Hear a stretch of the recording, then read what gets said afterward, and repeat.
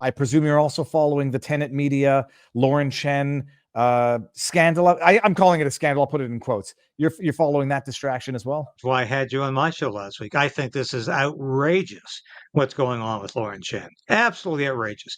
Hauling her in front of a parliamentary committee and then accusing her of being a Russian agent when she knows damn well she can't say anything without compromising her own legal case. It angers me. It wasn't just liberals who did this, it was conservative MPs who were there. Look, I appreciate people say don't split the vote. It's going to compromise overturning a Trudeau government. But I also don't believe that the conservatives are acting any differently than the liberals. I mean, maybe just a little bit less extreme. You took some flack for what I said on your channel, but what's your assessment? I mean, we're in Canada, people sort of don't know what's going on in terms of America complains about a two-party system, but a five-party system is no better when it's effectively a two-party system. You got your conservatives and then your PPC, which is a little bit more conservative than conservatives. And then you got your liberals, which are NDP, Green Party liberals, Marxist communists, and another one. So you still have two parties, just multiple factions. People look up in Canada and say, Pierre Poileivre is your Donald Trump, to which I say Canada should wish. Your assessment of the Conservative Party of Canada under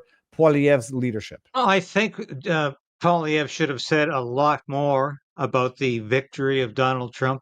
This was a huge victory. It wasn't just he squeaked by. He won the Electoral College vote. He won the popular vote. He has won the Senate 53 to 47. He's won the House of Representatives. And he has the judicial. This is a probably unprecedented historic affirmation of conservative values. Where is Pierre Poilievre right now? He's not saying very much except, thank you very much. Nice. I'm very glad you won the vote.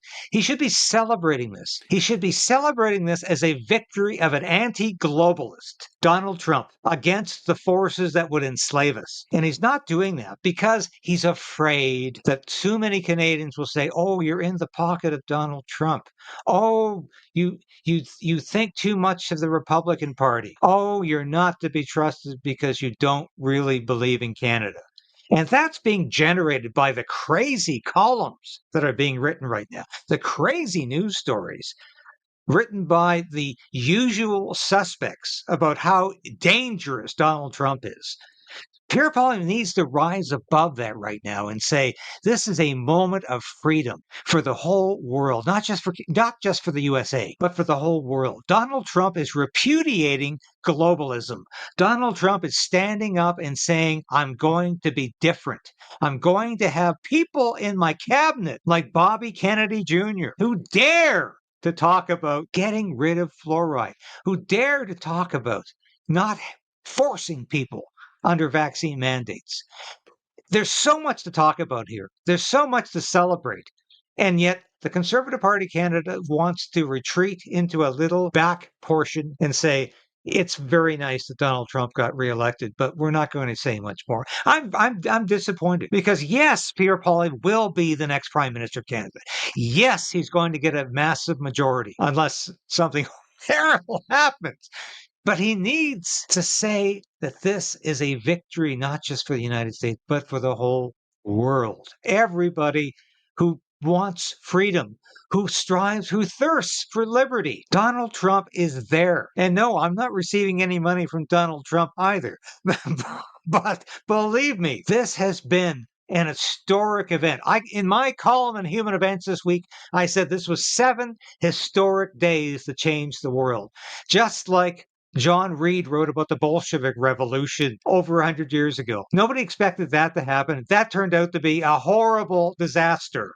But what Donald Trump is doing is a repudiation of all of that socialism, all of that Bolshevism, all of that wokeism that's occurred in the last 10 years. And this will be a victory for the human being, for the liberty. And I really believe that. And no, we're not hearing that from the Conservative Party Canada. Well, first of all, that is fantastic. And I'm going to clip that, and everyone should feel free to clip that and tag Poilievre, because I've said it about Pierre since the beginning. Is he better than Trudeau? Yes. By how much? That depends on which way the political winds are blowing. He didn't support the truckers until it became politically popular to support the truckers. Then he goes and gets his breakfast photo with some of the organizers.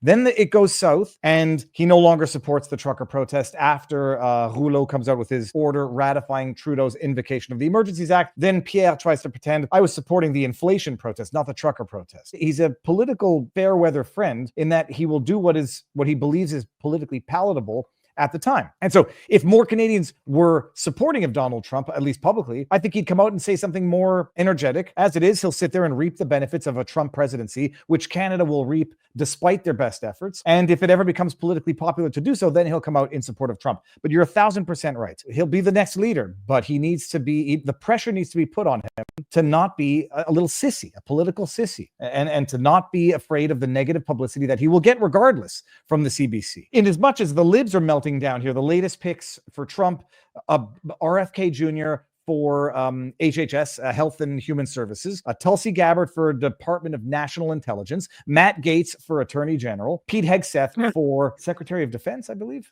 Yeah, Secretary of Defense, yes. Names that are making people's faces melt. What's going on in Ottawa? Are people crying? It's not that the politicians are crying because they can't. If you look at people like who's in charge this week in Ottawa, I did a show on this morning. Melanie Joly is in charge of Ottawa right now, along with Chrystia Freeland. And of course, they put these two women in front of the cameras and they look like deer in front of the headlights. They don't know what to say about Donald Trump being president. That wasn't written. The talking points weren't written because the liberals, like the Democrats in the States, didn't anticipate this happening. They really thought Kamala Harris would win. And they're not prepared for this. They were not prepared at all. When Melanie Joly was asked, what about the border crisis? Tom Homan, God bless him, the new border czar who's coming in, he's not waiting until January 20th to start work. He's working right now. And he's saying, we're going to get these illegals out of the country, come hell or high water. We're going to do it whether sanctuary cities want it to happen or not. Where do you think these people are going, Viva? Where do you think they're going? They're going to come to Canada. And they're already doing that right now at the Canadian border in Ontario and Quebec. We've got illegals trying to get across. And what do you think Melanie Joly had to say? We'll talk about this when the time comes because I don't have an answer right now. I think there's levels of ineptitude, and she is more inept than Kamala Harris, and that says a lot because I think she has even less work experience. Like Kamala, for her bloated resume, still has years of being in that state of attorney general, district attorney, whatever. Melanie Joly is the most fish out of water, out of her element politician I've ever seen. Incompetence with a pretty smile is I think the only way that she ever got through anything. You're effectively leaderless. You're leaderless in Canada, like America's leaderless until Daddy comes home. Well, I mean, she literally smirked when she was asked about this because she thought she was on CBC News when she was asked about this. She won't go anywhere else except CBC News to answer questions, and she smirked when she was asked that question about what are you going to do about the border crisis that's coming? And she just said, don't ask me that question. But Melanie Joly would have been a very fine travel agent. She's a horrible minister of foreign affairs. Horrible. Minister of Foreign Affairs. I mean, her resume consisted of being the mayor of Montreal for, I don't know, 2 years? I don't know how many years she was mayor of Montreal for. She's the epitome of incompetence. Even more incompetent than Kamala Harris, if you can believe it. So the influx has started. I don't know if there's daily stats or videos. Has there been an uptick? Right now, there are thousands of people trying to cross the border.